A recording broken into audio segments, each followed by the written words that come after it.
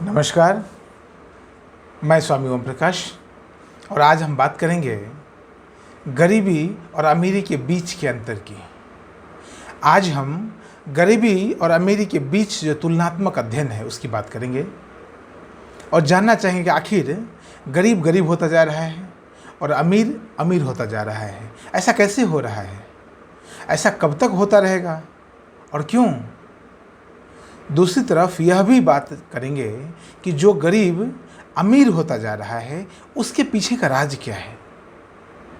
आखिर ऐसा कौन सा कार्य वह कर रहा है जिससे वह गरीबी से बाहर आ रहा है और अमीरों की लिस्ट में शामिल होता जा रहा है।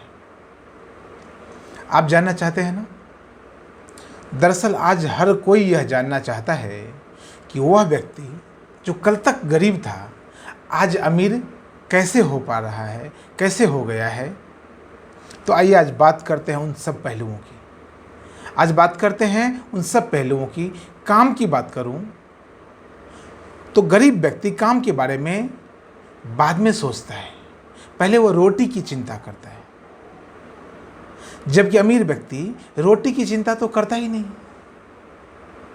उसके पास रोटी तो बहुत है, इतना है कि शायद पूरे जीवन में वो रोटी की चिंता न करें तो भी कोई दिक्कत नहीं। जीवन भर उसको रोटी की चिंता तो नहीं करनी पड़ेगी, रोटी की कमी तो नहीं होने वाली। तो वो अपना सारा समय बस काम के बारे में सोचने में लगा देता है और इस तरह वह गरीब से ज़्यादा समय अपने काम को दे पाता है। तो जाहिर है कि जो जितना समय देगा वो उतना पाएगा। गरीब के पास सोचने का समय बहुत कम होता है। समझिए इस बात को, गरीब के पास सोचने का समय बहुत कम होता है क्योंकि वो अक्सर काम में ही लगा रहता है। गरीब का काम कभी समाप्त होता ही नहीं है और अमीर कम समय में ही सोच लेता है क्योंकि वह प्रतिभाशाली भी होता है। वह समय का ध्यान रखता है, वो टाइम मैनेजमेंट को अच्छे से समझने का प्रयास करता है, अच्छे से समझता है। गरीब अकेले सोचता है, गरीब अकेले सोचता है और अकेले ही सोचता चला जाता है, फिर वह गलत ही क्यों ना हो। जबकि अमीर अकेले नहीं सोचता है, अमीर कभी अकेले निर्णय नहीं लेता है, बल्कि उसका स्वयं का निर्णय भी पूरे टीम के निर्णय पर आधारित होता है। अमीर व्यक्ति का निर्णय उसके टीम के निर्णय पर आधारित होता है। गरीब या तो दिल से सोचता है या फिर दिमाग से सोचता है। गरीब की सोच बैलेंस नहीं होती, संतुलित नहीं होती, जबकि अमीर दिल और दिमाग दोनों से सोचता है, दोनों की कई एक प्रकार से टीम बनाकर रखता है, फिर दोनों के निर्णयों के साथ अपने अनुभव को जोड़कर देखता है, फिर किसी निष्कर्ष पर पहुंचता है। इसलिए तो वह ज़्यादा सफल हो पाता है। यह विज्ञान है गरीबी और अमीरी के बीच का। गरीब का दिल भी संकुचित होता है, डरा डरा सा किसी काम को करता है और दिमाग भी, जबकि अमीर आदमी का दिल और दिमाग दोनों खुला होता है। अमीर आदमी का कॉन्सेप्ट बिल्कुल क्लियर होता है, क्लैरिटी बिल्कुल अच्छी होती है, इसलिए वो आसानी से सफल हो पाता है। गरीब के पास अनुभव भी कम होता है, कहीं उसका अनुभव भी छोटा होता है। अमीर का अनुभव बहुत बड़ा होता है। गरीब आदमी रिस्क उठाने से डरता है, जबकि अमीर आदमी रिस्क उठाने से बाज नहीं आता है। एलन मस्क की कहानी तो पता होगी ही ना, नहीं तो पढ़ लेना। गरीब सिर्फ सोचता रहता है, जबकि अमीर आदमी तब तक उस काम को करके आगे भी निकल जाता है। गरीब सिर्फ अपने आप को कोसता रहता है, जबकि अमीर आदमी फालतू की उन बातों पर सोचता तक नहीं है। वह तो बस प्रयास करता रहता है, वह बार बार प्रयास करता ही रहता है। वह तब तक प्रयास करता रहता है जब तक वह पहुंच ना जाए। समय तो अमीर और गरीब दोनों के पास बराबर होता है। अंतर क्या होता है? अंतर सिर्फ इस्तेमाल का होता है। दोनों के लिए 24 घंटा ही होता है। कोई बस गिनती करता रहता है और कोई बस अपने काम में इतना व्यस्त रहता है कि उसे गिनती तक याद नहीं रहती, समय का याद ही नहीं रहता, समय का भान ही नहीं रहता। गरीब आदमी खाना खाकर सो जाता है, गरीब आदमी खाना खाकर सो जाता है, और अमीर आदमी खाना खाकर काम पर लग जाता है। उसके लिए खाना शरीर को जिंदा रखने का एक माध्यम भर है, उसके अलावा कुछ नहीं। जबकि गरीब आदमी खाना खाकर उस पर लंबे लेक्चर देने में लग जाता है, तमाम तरह के उतार चढ़ाव की बात, तमाम तरह का इतिहास उसको याद आ जाता है खाना खाते ही। गरीब आदमी भूखे काम नहीं कर सकता, और खाना खाने के बाद तो उससे काम होगा ही नहीं। फिर कब काम होगा भाई? जबकि अमीर आदमी के साथ वैसी स्थिति बिल्कुल नहीं है। गरीब आदमी खाना खाने से पहले भी खाना के बारे में सोच रहा होता है, और खाना खाने के बाद भी वह खाना के बारे में ही सोचता रहता है। कृष्ण और सुदामा की कहानी तो याद होगी ना? उस कहानी का सबसे सुंदर जो पार्ट है, जो हिस्सा है, जो लर्निंग है, वह यह है कि दोनों बचपन में एक जैसे ही थे, लेकिन सुदामा का ध्यान सिर्फ और सिर्फ अपने पेट भरने से था, जबकि कृष्ण खुद का पेट तो दही और माखन से भरते ही थे, दूसरों का पेट भी भरना चाहते थे। बस सोच का फर्क है। एक किसी तरह से बस जीना चाहता है, दूसरा सिर्फ जीना ही नहीं चाहता बल्कि औरों को भी जिंदा रखना चाहता है, औरों को भी जीवन देना चाहता है। दुनिया भर के जितने अमीर हैं ना, उन सब में एक समानता है, वो सब कुछ ना कुछ समाज को देना चाहते हैं। फिर वो सस्ती कार हो, या सस्ती मोबाइल, या फिर सस्ती टेक्नोलॉजी, है ना? देने का भाव आदमी को अमीर बना देता है। समझिए इस बात को।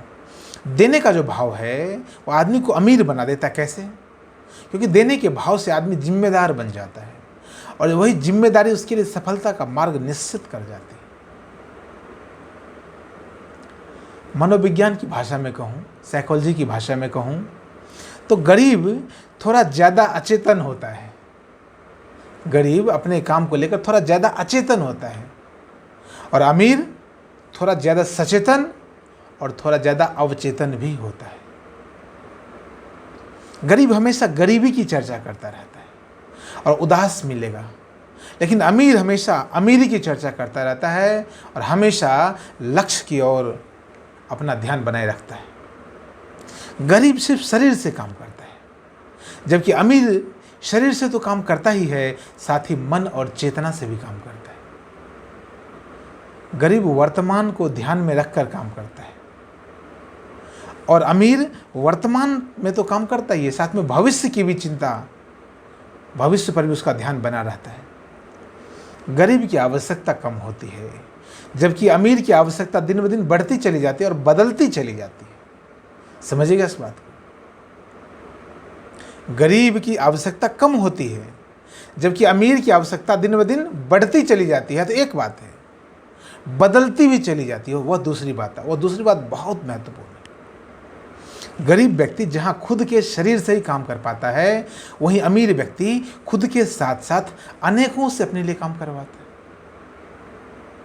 अमीर आदमी अकेले काम नहीं करता, उसके लिए पूरा टीम वर्क है, पूरा रिसर्च एंड डेवलपमेंट की टीम होती है, अलग अलग तरह की टीम बैठी है उसके लिए। गरीब किसी से सलाह लेने और देने का कार्य नहीं करता है, जबकि अमीर अपने काम के लिए एक बड़ी टीम रखता है और उसे सलाह और मशविरा करता रहता है। अब हृदय के तल की बात करूं तो अमीर जो व्यक्ति है वह विस्तारवादी होता है, जबकि गरीब संकीर्णतावादी होता है। अमीर के पास जो है उसे वह और बढ़ाना चाहता है, उसे जीना चाहता है, उसे दांव पर लगाने की हिम्मत भी रखता है, जबकि गरीब के पास जो है उसे वो दबा कर रख लेता है, छुपा लेता है, उसे कुछ कमाने की नहीं सोचता। अमीर पैसे से पैसे कमा लेता है, जबकि गरीब शरीर से ही पैसा कमाते हुए चलता रहता है। अमीर इन्वेस्टमेंट करना जानता है, और गरीब के लिए शब्द का कोई खास महत्व तो होता नहीं। गरीब पैसा कमाने के अनुभव से कुछ नहीं सीखता, जबकि अमीर आदमी अपने अनुभव का सहारा लेता हुआ चला जाता है। और सिद्धांत की बात करूं तो गरीब आदमी ज़्यादा सिद्धांतवादी होता है, जबकि अमीर उतने सिद्धांतवादी नहीं होते। अमीर ज़्यादा व्यवहारवादी होते।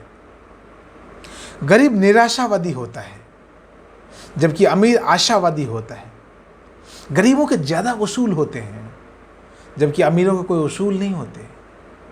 गरीब अपनी गलतियों से कुछ भी सीखता नहीं है जबकि अमीर आदमी अपनी गलतियों से सीखता और सबक लेता चला जाता है। और अंत में आपको बताऊं, गरीब आदमी अविकसित रह जाता है। जी हाँ, गरीब आदमी अविकसित रह जाता है और अमीर विकसित हो जाता है। गरीब जीवन के लगभग क्षेत्रों में अविकसित ही रह जाता है जबकि अमीर कम से कम प्रयासरत तो रहता ही है, अधिकतर विकसित भी हो जाते हैं। यह तो था गरीब और अमीर व्यक्ति के बीच का तुलनात्मक अध्ययन। लेकिन मैं आपसे कहता हूँ, यदि आप अमीर बनना चाहते हैं तो ऊपर जो कुछ कहा गया उसको तो आपको अमल में करना ही चाहिए।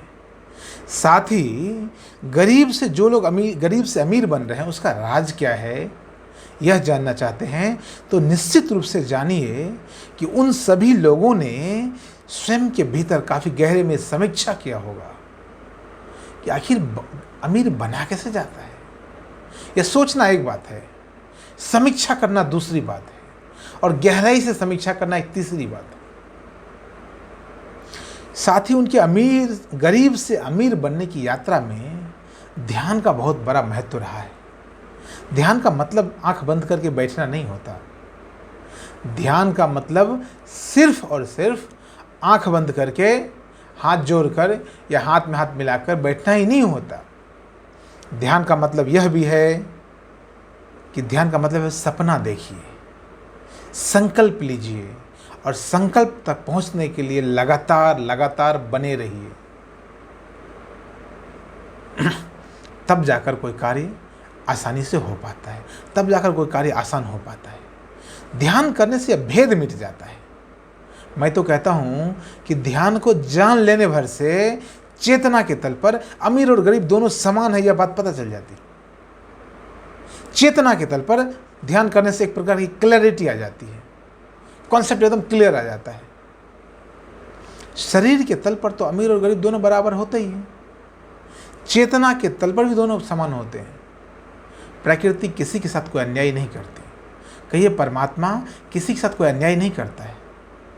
यहाँ तक कि जो व्यक्ति लंगड़ा होता है, काना होता है, बहरा और गूंगा होता है, अपंग होता है, विकलांग होता है, सकलांग होता है, दिव्यांग होता है, जो भी नाम देना चाहें आप, उसको भी प्रकृति ने, कहिए परमात्मा ने कुछ विशेष प्रकार के पावर देकर भेजा होता है। यह सब हम लोग जानते हैं, हम सब ये बात जानते हैं। कोई लंगड़ा होता है, पैर से लंगड़ा होता है, पैर में कोई परेशानी होती है, दिव्यांग होता है, आँख से दिव्यांग होता है, तो उसकी दूसरी कोई इंद्री बहुत तेज होती है। हम सब जानते हैं इस बात को, ज़्यादा जोड़ देने की आवश्यकता यहाँ पर नहीं। कहने का भाव यह है कि प्रकृति ने हम सबको समान बनाया है। फिर कोई गरीब या अमीर है तो वह बस उसके कर्मों में कमी की वजह से, अंतर बस जागने भर का है दोस्तों, अंतर बस जागने भर का है, अंतर बस ध्यान देने भर का है, अंतर बस होश भर का है। इसलिए आपसे कहता हूँ, यदि आप भी अपने आप को विकसित करना चाहते हैं, अमीर बनना चाहते हैं, तो आपको जागना होगा, ध्यान करना होगा, ध्यान रखना होगा, स्वयं का ध्यान रखना होगा, समग्रता से आपको ध्यान रखना होगा और ध्यान सीखने के लिए हमसे जुड़ना होगा। इस वीडियो में इतना ही, लेकिन यदि आपको मेरी बात अच्छी लगती है, यदि आप जीवन के विज्ञान को जानना चाहते हैं, जीवन के विकास को जानना चाहते हैं, तो मैं कहता हूँ आप मेरे इस YouTube चैनल को ज़रूर सब्सक्राइब करें, कमेंट करके बताएं वीडियो आपको कैसा लगा, अधिक से अधिक शेयर करें।